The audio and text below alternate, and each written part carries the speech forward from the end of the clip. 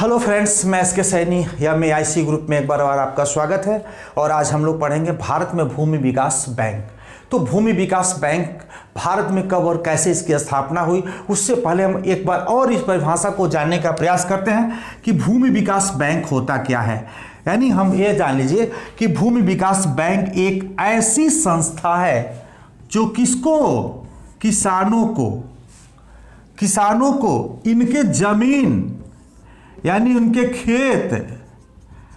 खेत को क्या करता है, गिरवी रख करके या बंधक रख करके इस किसान को, ये किसान को दीर्घकालीन ऋण उपलब्ध कराता है जो 7 से 20 वर्ष के लिए होता होगा। क्लियर हो गए होंगे। भूमि बंधक या भूमि विकास बैंक एक ऐसी संस्था है जो किसानों को उनके जमीन, इनके खेत को अपने पास गिरवी रख करके उन्हें दीर्घकालीन ऋण उपलब्ध कराता है, जिसकी अवधि 7 से 20 वर्ष के लिए होता है। उसी को हम बोलते हैं भूमि बंधक बैंक या भूमि विकास बैंक। तो भारत में इसकी आवश्यकता कब और कैसे पड़ी, इसी को हम जानने का प्रयास करेंगे। भारत एक कृषि प्रधान देश है और भारत में जो किसान है उनको कृषि कार्य के लिए दीर्घकालीन ऋण की आवश्यकता महसूस की गई, जिसमें भारत सरकार ने 1920 में पंजाब राज्य के झांग नामक स्थान पर भूमि विकास बैंक की स्थापना की, जो वर्तमान में अब पाकिस्तान में है।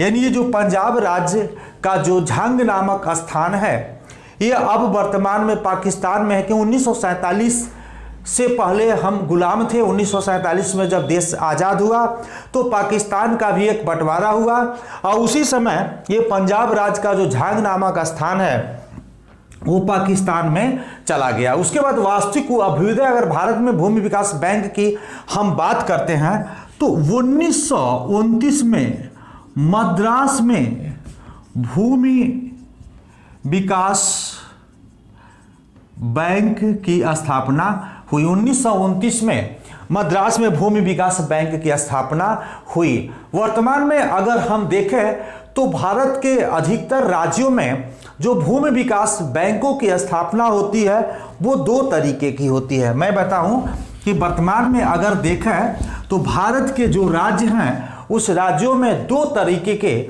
भूमि विकास बैंक की स्थापना होती है। पहला जो राज्य स्तर पर होता है जिसको हम बोलते हैं केंद्रीय भूमि विकास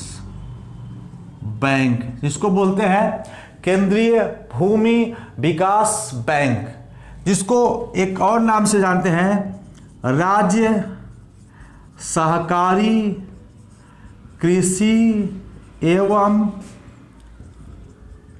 ग्रामीण विकास बैंक। राज्य सहकारी कृषि एवं ग्रामीण विकास बैंक के नाम से इसे जाना जाता है। समझ में गया होगा कि राज्य स्तर पे केंद्रीय भूमि विकास बैंक या उसको हम राज्य सहकारी कृषि एवं ग्रामीण विकास बैंक के नाम से जानते हैं। जो दूसरा बैंक की स्थापना होता है वो कहाँ होता है? खंड का मतलब होता है ब्लॉक स्तर पर, तहसील स्तर पर और जिला स्तर पर। यानी दूसरे प्रकार की जो बैंक की स्थापना होती है खंड स्तर पे, तहसील स्तर पे, जिला स्तर पे, जिसको हम बोलते हैं प्राथमिक भूमि विकास बैंक। इसको हम बोलते हैं प्राथमिक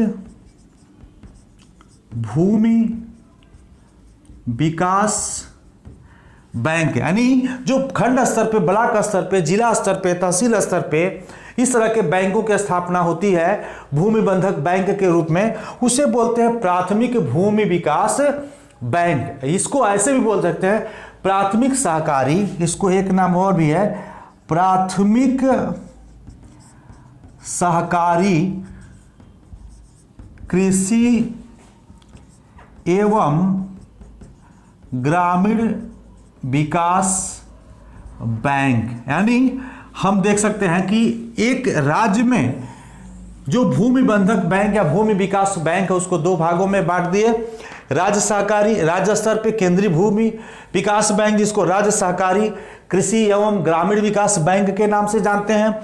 दूसरा खंड ब्लॉक स्तर, तहसील, जिला स्तर पे जिसको प्राथमिक भूमि विकास बैंक या प्राथमिक सहकारी कृषि एवं ग्रामीण विकास बैंक के नाम से जाना जाता है। तो इस तरह से हमने देखा कि इनका जो उद्देश्य है किसानों को दीर्घकालीन ऋण उपलब्ध कराना है। अगर भारत में 1951 में प्राथमिक भूमि विकास बैंक की अगर बात करें, अगर 1951 में प्राथमिक भूमि विकास बैंक की बात करें तो इनकी संख्या 268 थी। प्राथमिक भूमि विकास बैंक की संख्या 1951 में 268 थी और केंद्रीय भूमि विकास बैंक की जो 1905 की बात करते हैं इनकी संख्या 5 थी। यानी केंद्रीय भूमि विकास बैंकों की संख्या 1951 में 5 थी और 1951 में प्राथमिक भूमि विकास बैंकों की संख्या 268 थी। वर्तमान स्थिति को भी हम जानने का प्रयास करते हैं कि वर्तमान में इनकी क्या संख्या है, किस तरह की स्थितियां हैं, इसको भी हम जानने का प्रयास करते हैं। 2000 स्थिति है कृषि भूमि विकास बैंक की, जानने का हम प्रयास करते हैं। वर्तमान स्थिति 2001 एवं 2002 की स्थिति। केंद्रीय भूमि विकास बैंक 2001 और 2 की स्थिति में क्या थी? केंद्रीय भूमि विकास बैंक की जो संख्या थी वो 20 थी। केंद्रीय भूमि विकास बैंक की संख्या 20 थी और 2693 करोड़ रुपए का, यानी हम कह सकते हैं 2693 करोड़ रुपए का ऋण दिया। यानी केंद्रीय भूमि विकास बैंक की स्थिति 2001 और 2 में वह 20 थी और इसने 2693 करोड़ रुपए का ऋण दिया। और दूसरा हम बात करते हैं प्राथमिक भूमि विकास बैंक की बात करते हैं। प्राथमिक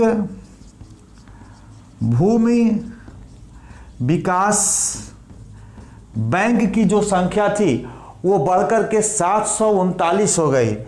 739, यानी 2001 और 2 में प्राथमिक भूमि विकास बैंक की संख्या 739 एवं 1933 करोड़ 1933 करोड़ रुपए का इन्होंने किसानों को ऋण दिया था दीर्घकालीन। हमने देखा कि वर्तमान स्थिति 2001 और 2 में केंद्रीय भूमि विकास बैंकों की संख्या 20 हो गई, जो 1951 में केंद्रीय भूमि विकास बैंकों की संख्या मात्र 5 थी। मात्र 5 थी।